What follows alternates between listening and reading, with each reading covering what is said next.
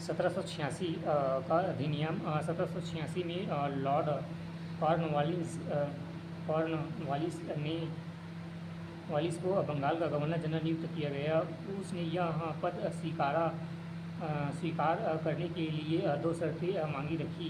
पहला, उसे विशेष मामलों में अपने काउंसिलिंग के नियमों को अधिभावी करने अथवा न मानने का अधिकार हो। दूसरा, उसे सेनापति अथवा कमांडर इन चीफ का पद भी दिया जाए।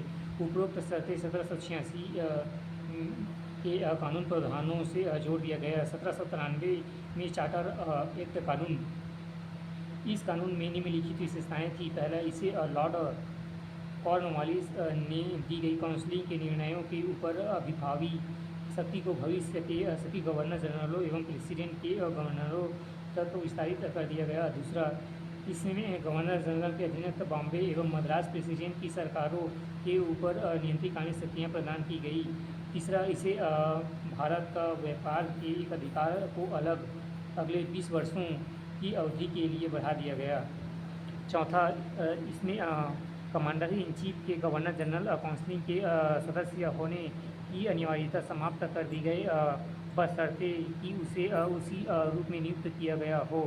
पांचवा, इसमें व्यवस्था दी कि बोर्ड ऑफ कंट्रोल के सदस्यों तथा उनमें कर्मचारियों को भारतीय राजस्व में से भी भुगतान किया जाए। चार्टर कानून 1813। इस अधिनियम की विशेषताएं इस प्रकार थी। पहला, इस कानून ने भारत की कंपनियों के व्यापारिक अधिकार को समाप्त कर दिया, यानी भारतीय व्यापार को सभी ब्रिटिश व्यापारियों के लिए खोल दिया गया। तब भी इस कानून ने चाय के व्यापार तथा चीन के साथ व्यापार की कंपनियों के एक अधिकार को बहाल रखा। दूसरा, इस कानून ने भारत की कंपनियां और क्षेत्रों पर ब्रिटेन के राजा की प्रभुसत्ता को प्रकट व स्थापित किया। तीसरा, इस कानून ने ईसाई एवं मिशनरियों को भारत का लोगों को प्रभुत्व करने की अनुमति प्रदान की। चौथा, इस कानून ने भारत के ब्रिटिश इलाकों की बाशिंदों के बीच एवं पश्चिमी शिक्षा के प्रसार प्रचार की व्यवस्था दी। पांचवा, इस कानून ने भारत की स्थानीय सरकारों को व्यक्तियों पर कर लगाने के लिए अधिकृत किया। कर नहीं करने पर दंड की व्यवस्था की।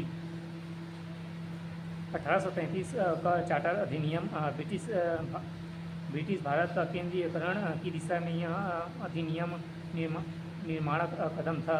इस अधिनियम की विशेषताएं इस प्रकार थी। पहला, इसने बंगाल के गवर्नर जनरल को भारत का गवर्नर जनरल बना दिया गया, जिसमें सभी नागरिक और सैन्य शक्तियाँ निहित थी। इस प्रकार के अधिनियम में पहली बार ऐसी एजेंसियां सरकार का निर्माण किया जिसका ब्रिटिश कब्जे वाले संपूर्ण भारतीय क्षेत्र पर संपूर्ण नियंत्रण था। लॉर्ड विलियम बेंटिक भारत का प्रथम गवर्नर जनरल थे। दूसरा, इसमें मद्रास और बम्बई के गवर्नरों को विधायिका एवं संबंधित शक्तियाँ से वंचित कर दिया गया। भारत के गवर्नर जनरल को पूरे ब्रिटिश भारत में विधायिका के असीम अधिकार प्रदान दिए गए। इसके अंतर्गत पहले बनाए गए कानूनों को नियामक कानून कहा गया और नए कानून के तहत बने गए कानूनों को एक्ट एवं अधिनियम कहा गया। तीसरा, ईस्ट इंडिया कंपनी की एक व्यापारिक निकाय के रूप में की जाने वाली गतिविधियों को समाप्त कर दिया गया। वह विशुद्ध रूप से प्रशासनिक निकाय बन गया। इसके तहत कंपनी के अधिकार वाले क्षेत्र ब्रिटिश राजशाही और उसके उत्तरदायित्वों के विश्वास के तहत ही कब्जे में रह गए।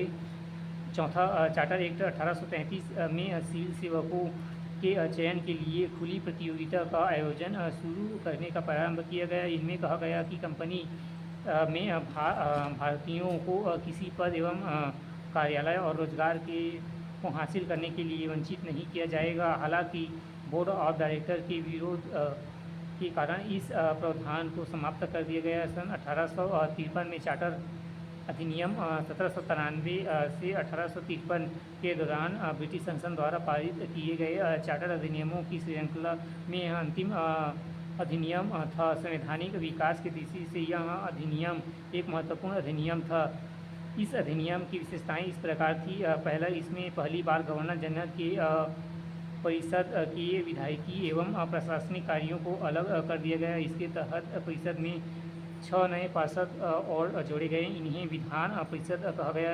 दूसरे शब्दों में इनमें गवर्नर जनरल की नई विधान परिषद का गठन किया गया, जिसमें भारतीय केंद्रीय विधान परिषद कहा गया। परिषद को इसी शाखा के छोटी संसद की तरह कार्य किया गया। इसमें वही प्रतिक्रियाएँ अपनाई की गई जो ब्रिटिश संसद में अपनाई जाती थी। इस प्रकार विधिका को पहली बार सरकार के विशेष कार्य के रूप में जाना गया, जिसके लिए विशेष मशीनरी एवं प्रक्रिया की जरूरत थी। दूसरा, इसमें सिविल सेवकों के लिए भर्ती का चयन हेतु खुली प्रतियोगिताओं व्यवस्था का आरंभ किया गया। इस प्रकार विशिष्ट सिविल सेवा भारतीय नागरिक के लिए भी खोल दी गई और इसके लिए 1854 में भारतीय सिविल सेवा के संबंध में मौकाले समिति का नियुक्ति की गई। मौकाले समिति। तीसरा, इस कंपनी के शासन को विस्तार कर दिया गया एवं भारतीय क्षेत्र को इंग्लैंड राजशाही के विश्वास के तहत कब्जे में रखने का अधिकार दिया गया, लेकिन पूर्व अधिनियमों के विपरीत इनमें किसी निश्चित समय का निर्धारण नहीं किया गया। इसमें तीसरा, उस समय कंपनी की सिविल सेवाएं 2 तरह की होती थी, प्रसन्न विवादबंध सिविल सेवाएं, उच्च सिविल सेवाएं और गैर प्रसन्न विवादबंध सिविल सेवाएं। निम्न सेवाएं पहली कंपनी के कानून द्वारा निर्मित हुई, जबकि दूसरी अन्य तरह से थे। स्पष्ट था कि संसद द्वारा कंपनी का शासन किसी भी समय समाप्त किया जा सकता था। चौथा, इसमें प्रथम बार भारतीय केंद्रीय विधान परिषद में स्थानीय प्रतिनिधित्व एवं प्रारंभ किया गया। गवर्नर जनरल की परिषद में 6 नए सदस्यों में से 4 का चुनाव बंगाल, मद्रास, बम्बई और आगरा के स्थानीय प्रशासन सरकारों द्वारा किया गया।